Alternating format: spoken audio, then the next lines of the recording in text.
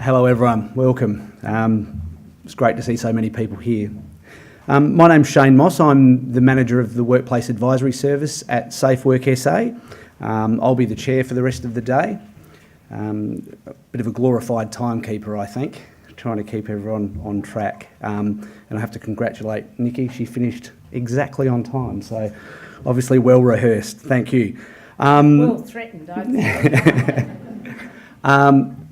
A big thank you to Glenn for opening up this morning, Glenn. I know that's a tough gig at short notice, so thank you very much for your words. Paddy, thank you very much for your words, especially your kind words about our partnership we have. It's something we've enjoyed working with Nadia and her team, and we look forward to continuing that.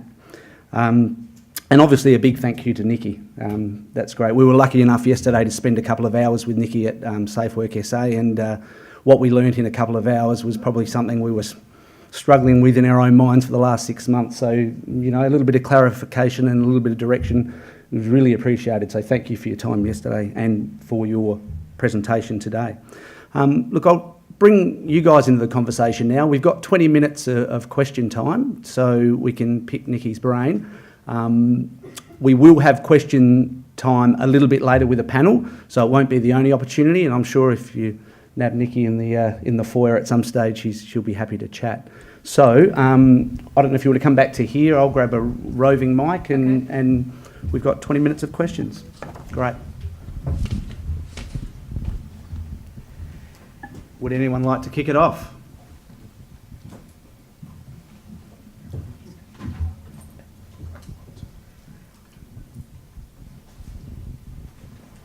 There were a couple of people that I was talking to before who were describing how they were at the beginning of developing their wellness programs. It'd be interesting to hear from somebody about where you think you're up to and where you think you might go to pick up some of the principles that I've been talking about.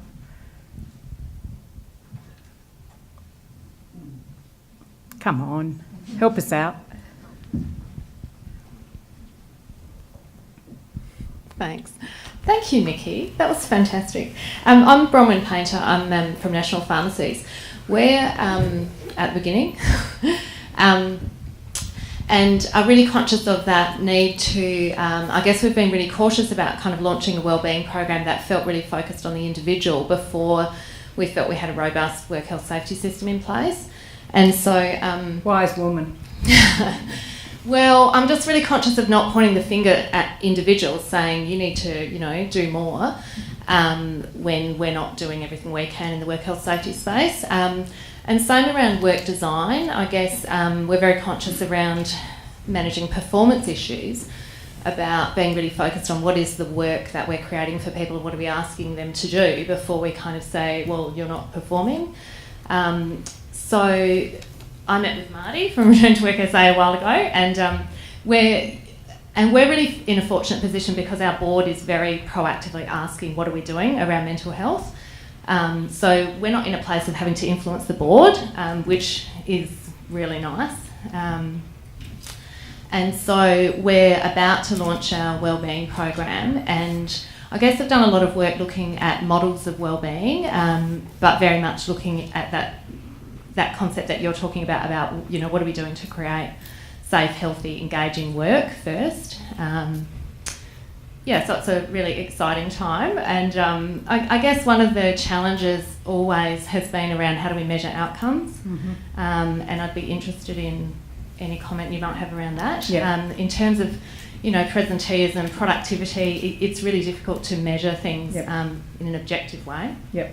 Actually, it's not, but what you don't want to do is spend your entire budget on measuring the outcomes and leave nothing for the doing. And what I usually do when I'm going into workplaces to have a look at where they're up to and make suggestions for where they go next is I crawl all over their administrative data. So I usually develop a great list, my wish list of this is the data I'd like to have, and the person in HR that receives it freaks out. But what you usually find is there is a lot of data hanging around, and so I have to adapt to what's there, because I think if you do that, you can, that's a good starting point. So typically I would look, everybody has claims data, so that's readily available, so I'd have a look at that. Most people have data coming from their employee assistance program, if they have an employee assistance program, so I'd have a look at that. When we get down to sick leave, you'd be surprised how many organisations, even large ones, I find, who collect sick leave data but don't aggregate it and don't use it strategically. So they all have absenteeism data. So sometimes you have to massage that, and that leads to a discussion about, well, if you're not going to use it, why do you collect it? You know, so in the end, they usually upgrade the kind of HR metrics that they're using as a result of that. Another one that I find that's really powerful is the employee opinion program, employee opinion survey. So a lot of larger companies would have employee opinion surveys, and really when you look at it, a lot of those issues are very, very relevant to work design, to management, and all of those important things for health and wellbeing.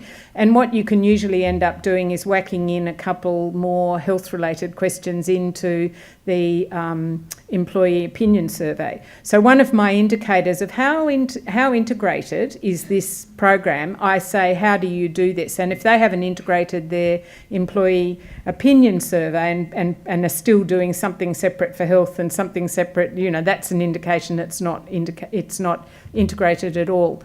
Another good source of data is the risk assessment data. So usually there's something around in workplace health and safety. So then what I do is I analyse all of that, and what I usually have to do is to get denominator data. So what I mean is numbers alone don't tell you much, because the size of your workforce will change. So if you see a result improving, it may be because the workforce has shrunk. So you really need to know the incident rate. You need to know absenteeism, you know, per head of population, that kind of thing. So you have to often do a bit of work to tidy that up. But then what I do is create graphs that terrify people, because it's quite simple, but I say, let's have a look at what's happened over time for all of those indicators, and let's have a look at what's happening for each business group. Break it down by business group. And what you always find is that either things have changed dramatically. Usually what I find, because I'm being brought in because there's a problem usually, so usually what I find is 2 years ago something happened and everything's going south. And so then I go back and say, okay, what's going on? And then the other thing you often find is the business units are kind of looking more or less alike except for two, you know, and you say, well, what's going on there? So the long answer is, really think about the data that already exists and how you can use that, or with a little bit of tweaking, you could get more. If you don't have any data or not much at all because you're a small business, then qualitative data is very good. So just take a systematic approach to having the conversations. You could run focus groups, do that once a year. You could simply have conversations and record them. So just collect information systematically and ask questions. Think about a few questions you'll ask in the conversations that you have. Ask those questions in the same way and record that information in a database, and then you can build that up over time. So I think there are ways of doing it. And then if you're in a bigger organisation and you really want some, you know, solid quality data, there are ways of measuring presenteeism and so on. Oh, the other one's quality. Dig around, and there's some people here from aged care. The Commonwealth surveys to actually measure the quality of aged care facilities got some very relevant data in it, and I've used that quite successfully to demonstrate when things started to go wrong.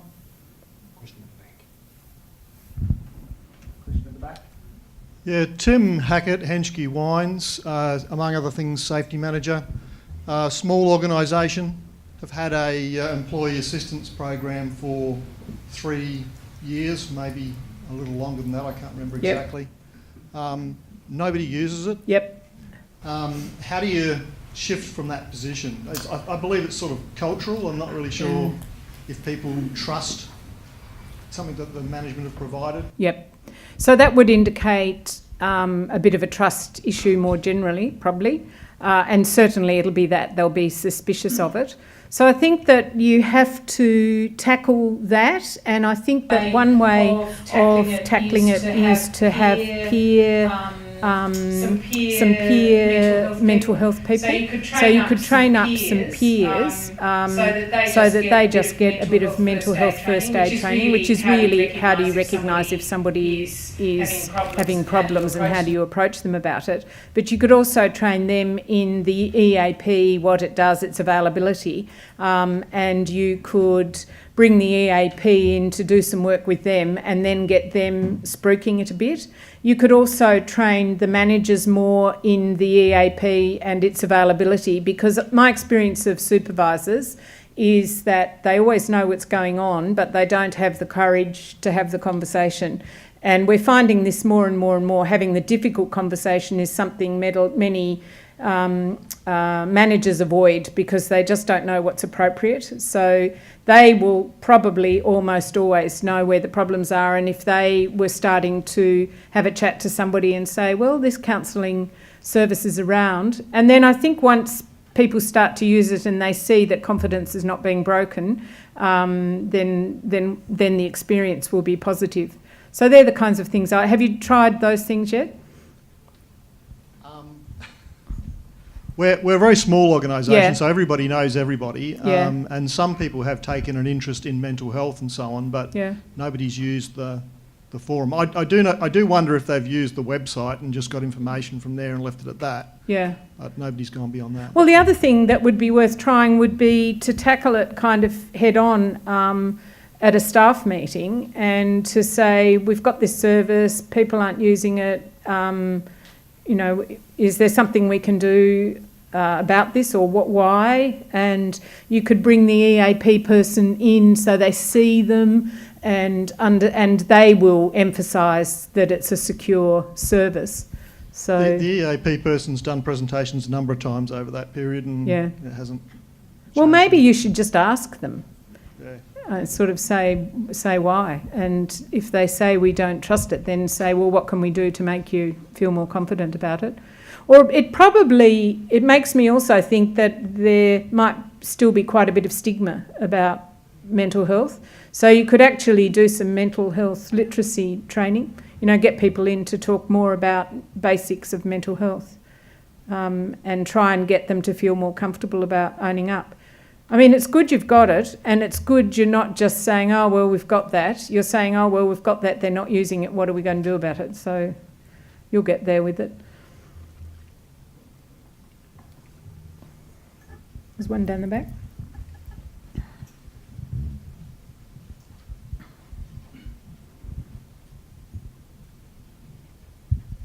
Hi there, my name's Amber. I have a question about if you're in an organisation that might be going through downsizing or budget cuts or something similar. Obviously there's a lot of stress around that and uncertainty, so you want to support the staff, but at the same time you don't want to bring out a program that looks like, why are you spending money on this amazing program and not keeping jobs? So what are the sort of solutions and what are the sort of programs that are best to put forward to show that you're supporting staff but not diverting funds away from them? This is a really good question, and I was having a conversation before with somebody who was describing a similar situation. I think the approach here is, if your workplace health and safety and there's a big change taking place, a restructure or a downsizing, your job is to make sure that that is handled optimally from the point of view of worker wellbeing, which really means the most important thing is that the communication is right.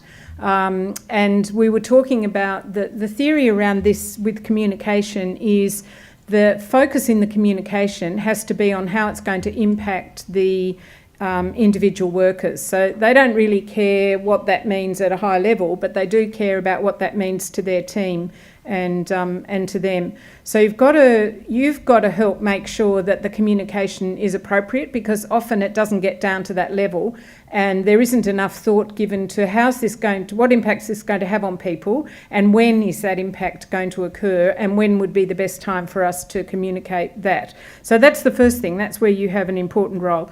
And then also, I think it's important that you take a strategic approach and say, we know that doing this will increase the pressure, and we know that we're going to get a rise probably in incidents and maybe even claims. So we need to, and absenteeism, we need to anticipate this, and we need to think about what we want to achieve.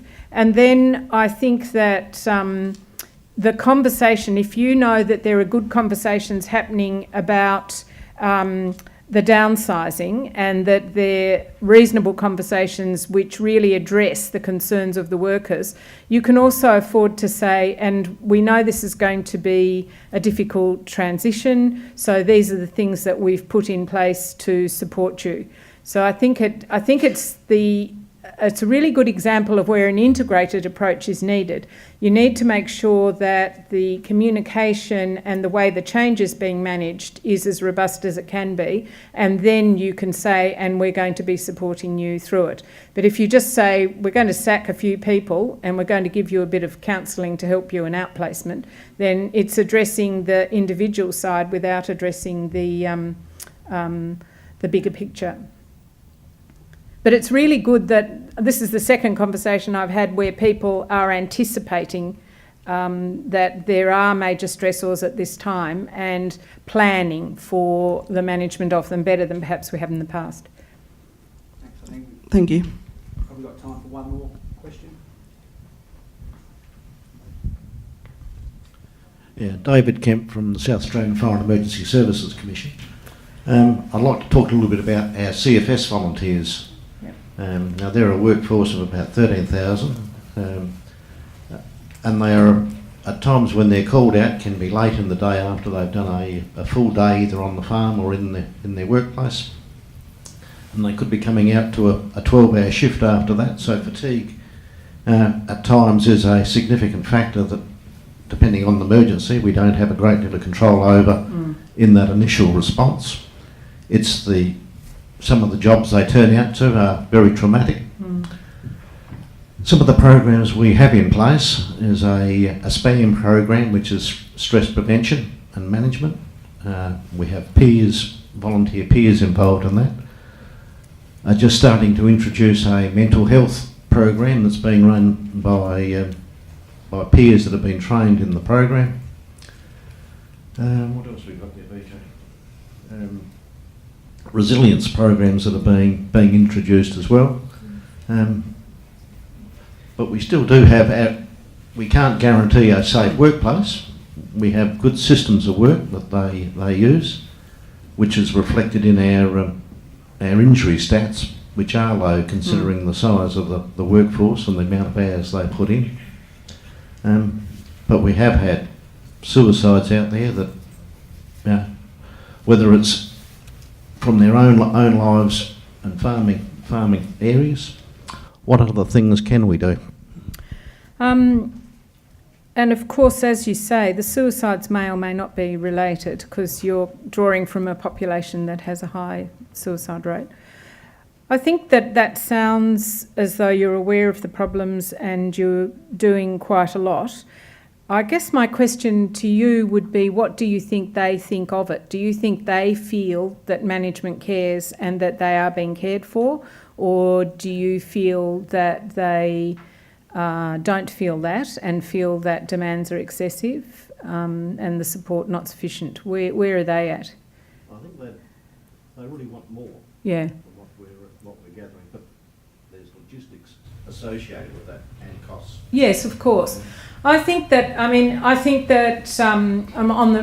thinking on the hoof here, but I would probably start by saying we've done a lot, but we recognise they want more, and there are constraints here. So I think where your headspace is at is pretty good strategically. And what I'd be doing is review review what you've got. So I'd be saying, what are the issues? So I'd actually be clarifying, pulling those statistics together. How are we going? And any evidence that you have on their attitudes already. What are we offering? And any evidence that you have about how well they're working. But then I think I'd do some qualitative consultations in a fairly systematic way to say, how well is what we've got working, and what are the issues, and what are your ideas? So I think I'd be quite open. I'd be doing a bit more work around what you've got in place, and then asking the questions you're asking me of the workforce and stakeholders.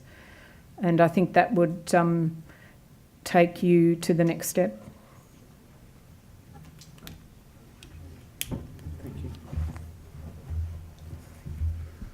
Okay, thanks very much, and we'll certainly get to hear a little bit more from Niki later on, which is great.